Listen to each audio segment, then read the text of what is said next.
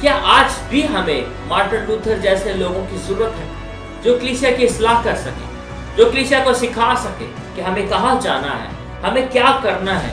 کیونکہ بہت ساری ایسی چیزیں ہیں جس نے آ کر مسیحیت کو بدل دیا۔ کہا جاتا ہے ایک وقت تھا جب کلیسیا نے دنیا میں جا کر دنیا کا نقشہ بدل دیا، لیکن افسوس کے ساتھ اب وہ وقت ہے جب دنیا کلیسیا میں آ کر کلیسیا کا نقشہ بدل رہی ہے۔ یہ بڑی خطرناک بات ہے۔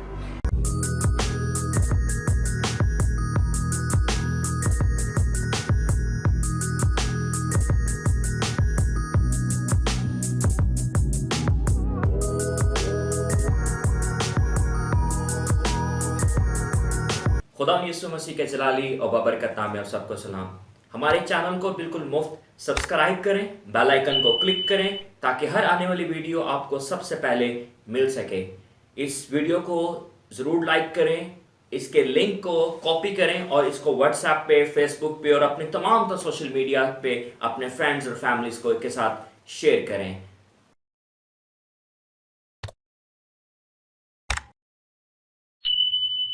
خدا یسوع مسیح کے جلالی اور بابرکت نام میں آپ سب کو سلام۔ کہا جاتا ہے کہ اگر کوئی ایک گروہ مل کر ایک دیوار کو گراتا ہے تو اس دیوار کو گرانے میں تمام لوگوں کا کام بڑا اہم ہے، لیکن اس شخص کو یاد رکھا جاتا ہے جو آخری چوٹ لگاتا ہے اور جس سے دیوار گر جاتی ہے۔ یہاں پہ ہم ایک ایسے شخص کے بارے میں بات کریں گے جس نے آخری چوٹ لگائی اور پھر ایک کلیسیا کا نیا رخ نظر آیا۔ کلیسیا میں ایک بہت بڑی بیداری آ گئی اور وہ شخص مارٹن لوتھر تھا۔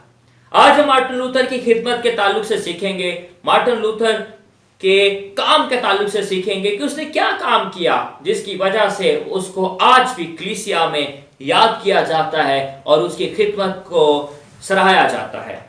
مارٹن لوتھر ایک ایسا شخص ہے، بلکہ مارٹن لوتھر سے پہلے بھی بہت سارے لوگ آئے جنہوں نے ریفارمیشن پہ کام کیا، جنہوں نے اصلاح کا کام کیا، جن میں سرفرست جان وکلف ایک ایسا شخص ہے جس نے بائبل کا ترجمہ کیا۔ اب مارٹن لوتھر نے بھی اپنے کام کو بڑے اچھے انداز میں کیا اور اس نے اپنے کام کو شروع کیا۔ مارٹن لوتھر بڑا ایک انقلابی شخص تھا جو جرمنی میں پیدا ہوا۔ یہ 1483 میں جرمنی میں پیدا ہوا۔ اس نے فلسفہ اور قانون میں تعلیم حاصل کی اور پھر اس کے بعد اس کی زندگی کا ایک مسئلہ تھا، اس کو ایک موت سے بہت ڈر لگتا تھا، وہ مرنا نہیں چاہتا تھا، کیونکہ اس کی وجہ سے ایک دن جب وہ باہر تھا تو آسمان سے بجلی اور بجلی اس کے بالکل قریب تھی اور وہ بالکل ہی مرنے کے قریب تھا، لیکن وہ بچ گیا۔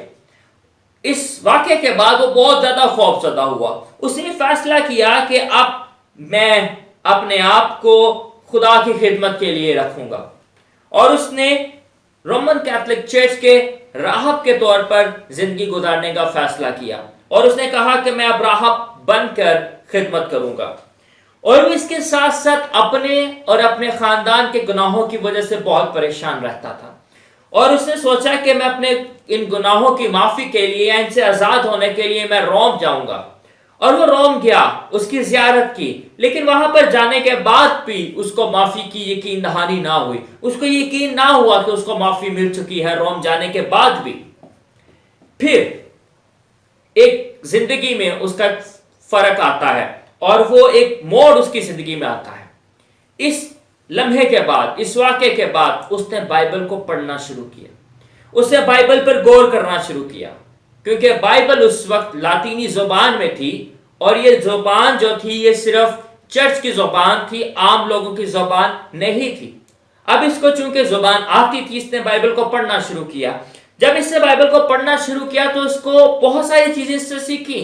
اس نے اس چیز کو سمجھا کہ ہم خدا کی معافی کو خرید نہیں سکتے، ہمیں اگر خدا سے معافی مانگنی ہے تو وہ خدا کے فضل سے ہمیں عطا ہوتی ہے، تو خدا اپنی محبت کے وسیلے سے ہم پر فضل کرتا ہے اور پھر ہمیں راست بازی جو ہے وہ ایمانداری میں عطا کرتا ہے۔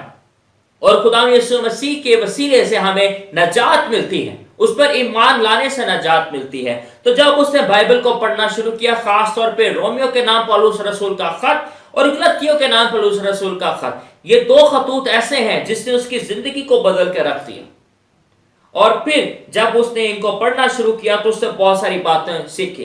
खास तौर पे गलातियों के नाम पौलुस रसूल का खत, उसका दूसरा बाब और उसकी 16वीं आयत उसकी जिंदगी में बड़ी अहम आयत है, जहां पे लिखा है आदमी शरीयत के अमाल से नहीं बल्कि सिर्फ यीशु मसीह पर ईमान लाने से रासपास ठहरता है, क्योंकि शरीयत के अमाल से कोई बशर रासपास ना ठहरेगा। यह आयत उसकी जिंदगी में वाकई बड़ी अहमियत रखती थी। इसके बाद उसने आगे बढ़ते हुए उसने चर्च की मुखालफत को शुरू किया, और क्योंकि वो चीज जान गया था कि अगर माफी हासिल करनी है तो ईमान के साथ खुदा पर, उसके बेटे पर ईमान लाना है, तो उससे मुफ्त माफी हासिल हो सकती है। उसी दौर में पोप ने एक फैसला जारी किया। उसने कहा कि अगर आपको माफी चाहिए तो आपको माफी नामा खरीदना पड़ेगा, आपको एक सफा खरीदना पड़ेगा, और वो सफा जो होगा वो आपकी इस बात की तस्दीक होगी कि आपको माफी मिल चुकी है, यानी कि आप पैसे दे के माफी को खरीद सकते हैं। यह बात मार्टिन लूथर को बहुत बुरी लगी, और मार्टिन ने यह अलानिया तौर पे कहा कि अगर हम गुनाहों से माफी हासिल करना चाहते हैं तो हम उसको खरीद नहीं सकते, बल्कि ये खुदा का फजल हुआ है हम पर जो हमें मुफ्त हासिल है। अगर हम खुदा यीशु मसीह पर ईमान ले आते हैं तो हमारे गुनाह हमसे माफ हो जाते हैं। अब इसी के ताल्लुक से उसने पॉप के नुमाइंदे जो थे उनकी मुखालफत की और उनको कहा कि आप जो तालीम दे रहे हैं वो गलत है। और फिर उसने अपने ही शहर में, जिस शहर में वो रहता था, यानी विटनबर्ग में, उसने चर्च के सामने एक फहरिस्त लगाई, और वो फहरिस्त 95 चीजों की फहरिस्त थी, यानी 95 चीजों की उसने फहरिस्त बनाई, जिसमें उसने ये लिखा कि ये बातें हैं जो चर्च गलत तालीम दे रहा है, जिसमें गलत तालीम सिखाई जा रही है, और चर्च इसे भटक चुका है और वो बाइबल से हट चुका है। इसी दौरान एक पॉप जिसका नाम पॉप लियो 10 था, पॉप लियो 10 ने यह फैसला किया कि जब उसको पता चला कि ये 95 जो फहरिस्त है या चर्च के दौरान, चर्च के बाहर मार्टिन लूथर ने ये फहरिस्त लगाई है, तो उसने कहा कि अब मार्टिन लूथर चर्च का हिस्सा नहीं है। उसने मार्टिन लूथर को चर्च से खारिज कर दिया, और फिर इसके बाद मार्टिन लूथर जो थे उनको मुश्किलात का सामना करना पड़ा, यहां तक कि लोग उनको मारना चाहते थे, लेकिन एक सरकारी बंदा उसने उसको छुपा लिया, और जब उसको छुपाया तो उसको किले में ले गए।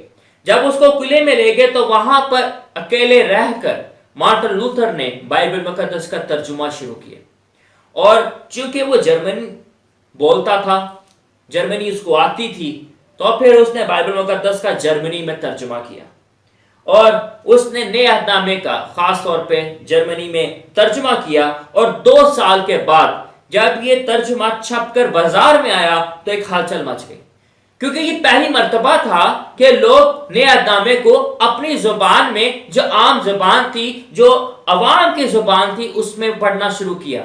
और फिर लोगों को पता चला कि ऐसी तो बहुत सारी चीजें हैं जो सिर्फ रवायात हैं, जिसकी बुनियाद बाइबल मुकद्दस में नहीं है। तो फिर उसके बाद बहुत सारे लोग मार्टिन लूथर के साथ जुड़ गए, और उन्होंने मिलकर प्रोटेस्ट किया, एहतजाज किया।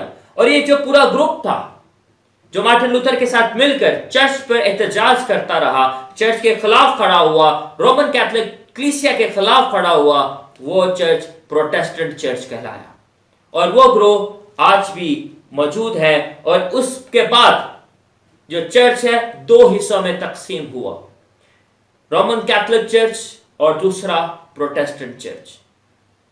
हमने बात शुरू की कहां से कि मार्टिन लूथर एक बड़ा अजीम शख्स था, उसकी वजह से रिवाइवल आया, उसकी वजह से रेफॉर्मेशन आई, और उसने लोगों को सिखाया कि बाइबल क्या सिखाती है, बाइबल की क्या तालीम है, और अगर हम बाइबल से दूर रहेंगे तो फिर हम बाइबल की जो तालीम है उसे हम भटक जाएंगे।